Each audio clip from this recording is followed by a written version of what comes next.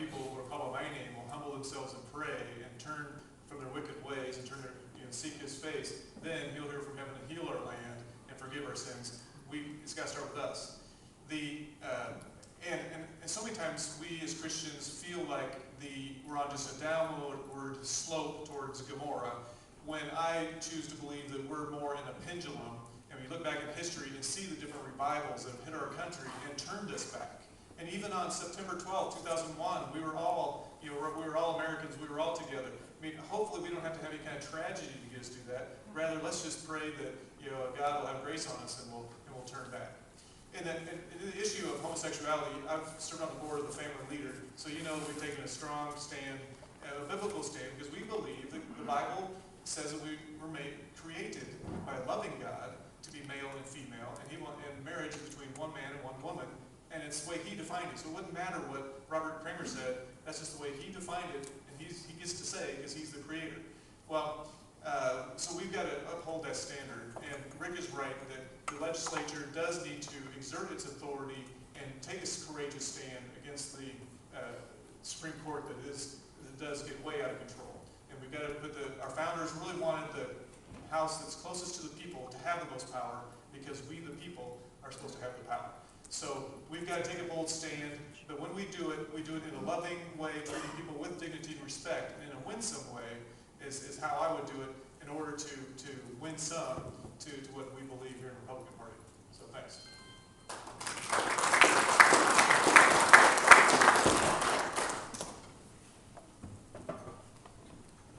Well, it seems to me California passed legislation, have 2 men and 2 women get married, and then they voted it out.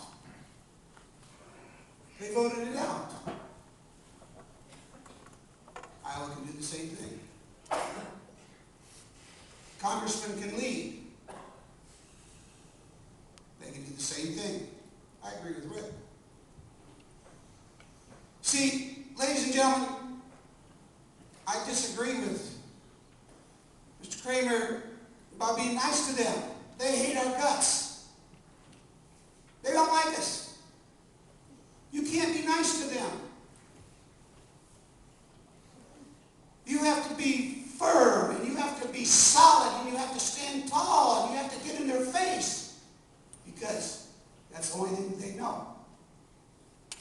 See, we're never going to get anywhere if we're going to be nice to them. See, Mr. Romney was nice to Mr. Obama in all those debates.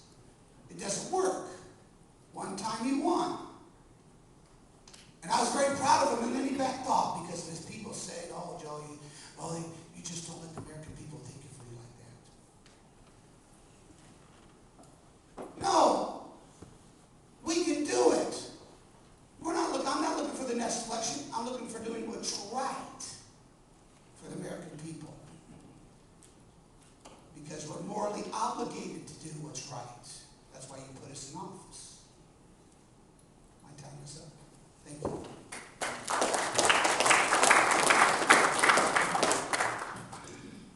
This county means a lot to me, and I'll tell you why. It kind of melds in with what we're talking about here, the question. Down by Lake Aquabi, there's Wesley Woods, and when I was 13, I went to camp there, a Methodist sports church camp. I read that in the bulletin at church and said, "Mom, Dad, can I go to that sports? It's co-ed, this is going to be great, there's a lake." First night I went there, I got saved and met the Lord Jesus Christ. And that shaped my worldview. And I am pro-life from conception to natural death. And pro-traditional marriage, one man, one woman, based on biblical values and just based on natural law. We have a culture war, and this is really how it starts. The government sometimes feeds off what the culture is driving, and we need to make sure that your grandchildren, your children, you kind of shield them and really give them a perspective on what they're seeing and what is happening in this world. Our educational department. You're seeing Common Core right now and some of the propaganda, the liberal propaganda that is being instilled in them. We need to stop that, folks, because that's the line that they're using right now to get at our children through the culture, through our education. You need to tell your state legislators that they really need to take a hard look at this. We need to make sure the judges that are put up for nomination in the U.S. Senate, now the House members don't have a vote on that, but judges have become activists out there. And you have to tell your senators and your friends who have senators in other states to shoot some of these nominations down, to vote no. And so, and a lot of this is being, you know, you can use the bully pulpit as much as you can and do what you can and vote the way you can at the federal level. But a lot of things are happening at the state level. We need to change our strategy here and there when it comes to marriage and life, and take every avenue we can in trying to win this war. Thanks.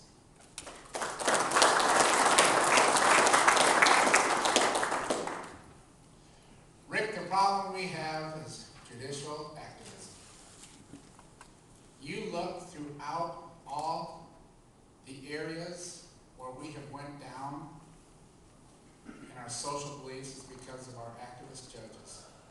I will do anything in my power as a United States Congressman to stop that. I've taken votes on pro-life issues.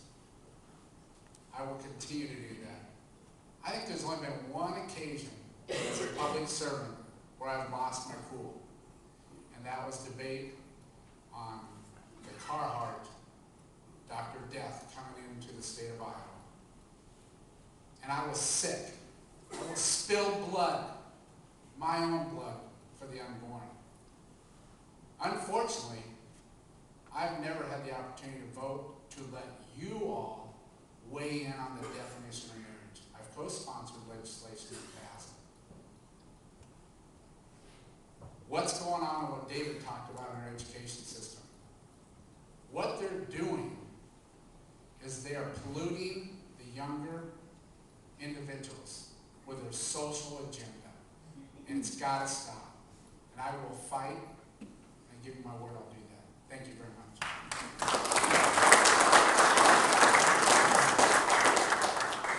Okay, I'm sorry I let this run long, but a lot of good questions, and it was going so well, so I let it run long. But Mr. Grandinet, you were the last to do your opening statement. You're going to be the first to do your closing statement, and we'll work our way north.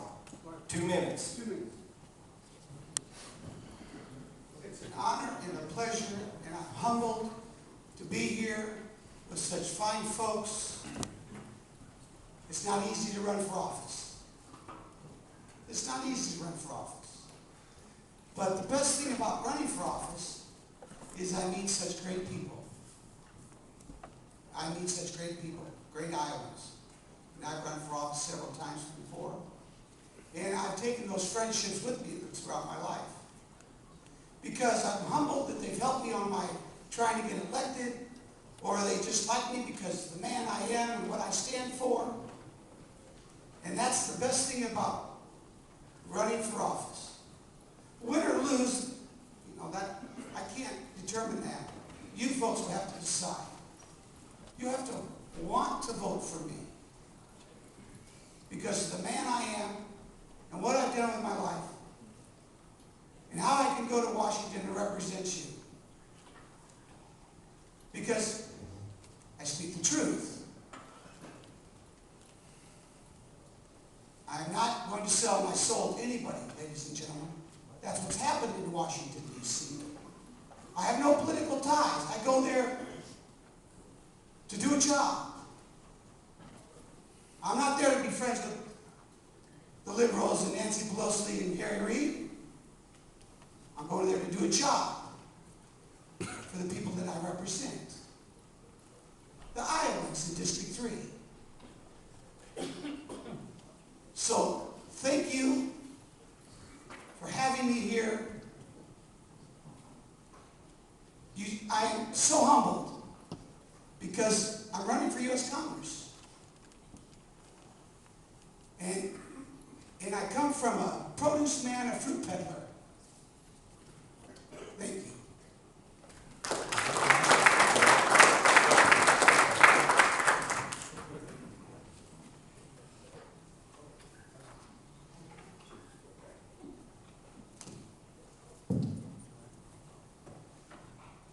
As you can see, there are a lot of similarities. There's some differences. So how do you make this decision? Well, you need to know that your candidate's going to have the convictions, the shared convictions that you have, and you heard some of those things. And then you got to ask yourself, well, why do the candidates know why we believe what we believe? And you start looking at, what is our foundation? A biblical worldview, understanding the Constitution, understanding that it was based on the Declaration. And I'm still learning, but boy, the more and more I learn, the more it all comes together of how our founders had this all figured out. I believe I have those things. The other thing I bring to the table is maybe a little different is with that 20 years of business background of understanding how all these things that the government is doing, what the side effects are, and how it's holding back our economy, how our job creators of small businesses out there are just sitting on the sidelines because of this stuff coming out of Washington, and we need to have the government can't create jobs, so we've got to have a plan to balance the budget in 5 years and start to remove these obstacles so that the small business can look 6 months ahead and say, hey, I think things are going to be a little better. I'm going to start hiring. I'm going to start making more widgets. I'm going to start expanding my business, and then just snowballs, and then we get back to an economy where we're not sidetracked with minimum wage discussions because everybody's wages are growing and new jobs are coming, and we get this thing rolling again. The other piece that the business background does for me, I've got such a network of businesses in construction across the state that have been able to raise some money, and I've been very blessed. And I've really been thinking about this lately, that I don't think God blessed me so I can have more stuff. I really believe at this time He's blessed me to be able to have the resources to go fight in this fight. And that's what I want to do. And so I would really appreciate your vote. I can't do this on my own. If this was just about Robert Kramer, I wouldn't get very far. But if I can build a coalition of patriots who really do believe that we haven't given up on this, the greatest country on earth, we can turn this thing around. We can win this race, but we can also go to Washington and take some good Iowa common sense to them. So I really appreciate you joining me. Thanks so much for coming out tonight.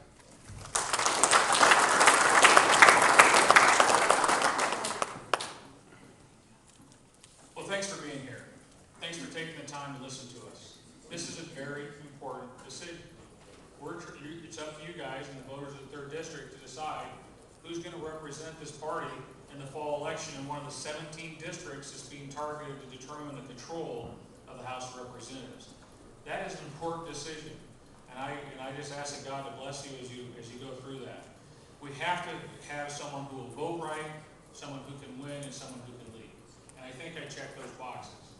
We have to have someone who can deal with the media, who will fight for our Second Amendment rights, who will fight to protect innocent life, who will fight to rip Obamacare out and replace it with something better, and who will fight to get the deficit under control, to attack spending where it starts, and that is at the appropriations process and in the permanent mandatory spending. We also have to take the fight to Staci Appel. She lives in this county. Now, the only bad thing about Red kicking out the tracker is she wrote my closing. Last week, I looked at the tracker. I told everybody, hey, look at that guy that works for Staci Appel. And I challenged Staci Appel through her little cameraman to say if she agreed with Bruce Braley that farmers not qualified to serve on the Judiciary Committee in the United States Senate, or if she would agree with Bruce Braley that it was a good thing to fight tort reform for 35 years. I haven't heard back. But I'm going to do it again. Maybe one of you are a neighbor. Maybe you can see her around town and you can pass this along to her. You go to Staci Appel's website and you try to find Obamacare on there. Where's her position? You can't find it. In fact, you can't even find the fact that she's a Democrat on her website. That makes me feel pretty good about November, folks. And as far as, she needs to come clean on Obamacare, because right now, as near as I can tell, Staci Appel's position on Obamacare is hiding in some undisclosed location with Dick Cheney. And we've got to get that back. So we're going to take the fight to them on the issues, because we know that we stand with the people, and we know that we're poised to have a good year, but we have to have someone with the skill set to do that. And my 20 years of advocating on behalf of conservative candidates and causes, I think, give me the ability to do that. I ask for your vote. Thank you very much.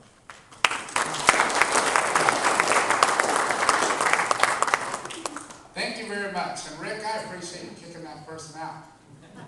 I will tell you, I'm really starting to like these guys up here. They're good people. And I'm thankful. We're lucky that we have choices. How do I make my decisions? Well, before we came here, my wife and I prayed in the parking lot. And I'm looking forward to that ride back to Urbandale. She's probably going to critique some of the things I said. She's my rock. how am I going to make decisions in Washington, D.C.? Right there. Constitution. Bill of Rights.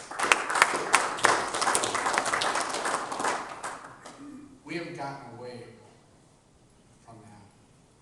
That's the way I try to make decisions down at the Capitol, the Iowa Constitution. I swore an oath. Whoever the nominee is will swear an oath. I've taken thousands of votes down at the Capitol.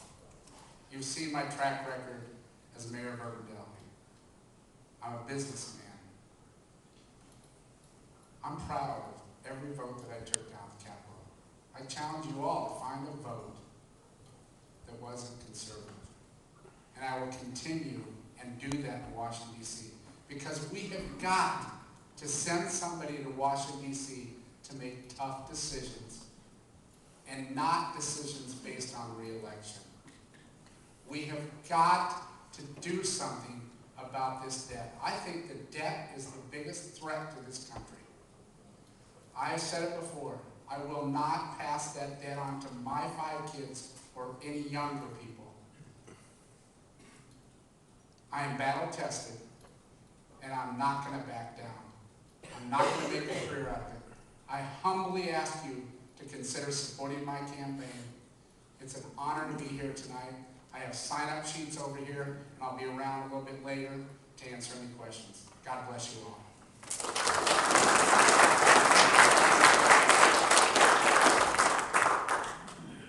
It's great to be here. Thanks, everybody. Doing the closing here. It's after 9 o'clock. This is a great district, these 16 counties. I call them the Sweet 16 counties. And being born and raised here, growing up here, doing my education here, working here, it's just great. And you're solid people, and I want to represent you. I'm applying for a job. I want to represent you in the U.S. Congress. Elections are about the future. And these next 2 years, I'm really concerned about, folks. Till 2016 with this president in power. You heard him talk about his need for only a phone and a pen. Tells me he doesn't have a lot of regard, and we know from his track record, he doesn't have a lot of regard for the rule of law. Somebody needs to keep a check on this president, and on Harry Reid in that Congress, and on this administration, the IRS, the EPA. I will be a solid conservative vote in the U.S. House of Representatives. And I'll remember that John Boehner or anyone else isn't my boss, necessarily. You folks are. I'll be that strong vote, and I can do more than that. I've learned those tools of oversight. Because a lot of people talk about wanting to repeal Obamacare, and I do. And balancing the budget, a balanced budget amendment. You've seen how tough it is sometimes to get a bill passed. My goodness, Harry Reid would only do one budget in the last 5 years. So I'll use those tools to uncover the nefarious acts in this government, and we're seeing them every day. The EPA, the IRS. I learned from a pretty good, the godfather of oversight, Chuck Grassley, on how to do this. And quite frankly, every member of Congress should do oversight. It was given to them by the Founding Fathers. I'll do it. I will stand up for you. And also, if you want to know about the kind of person I am, call Chuck Grassley anytime. Or if you see him on the streets, he is out here a lot. Ask him about me. I want you to be my boss. I want to be your employer. Go to youngforiowa.com. God bless you. Travel home safe tonight. And take those bags of David Young candy, because I can't eat any more of it. Thank you.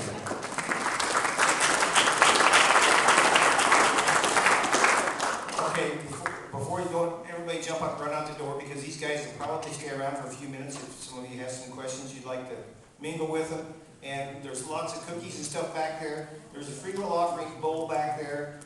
Fill your pockets full of cookies and throw a couple extra bucks in there, and take some of that food home with you and leave a little extra money, because we got to pay a little rent here for the use of this wonderful facility, and whatever we have left over goes to help our Owen County candidates get elected.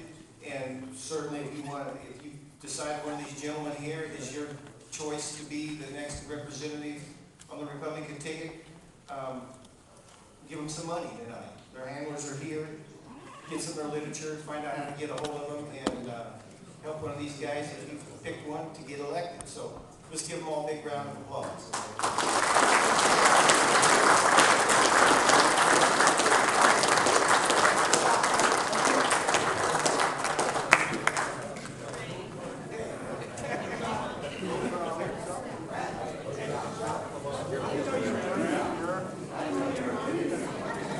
Good deal.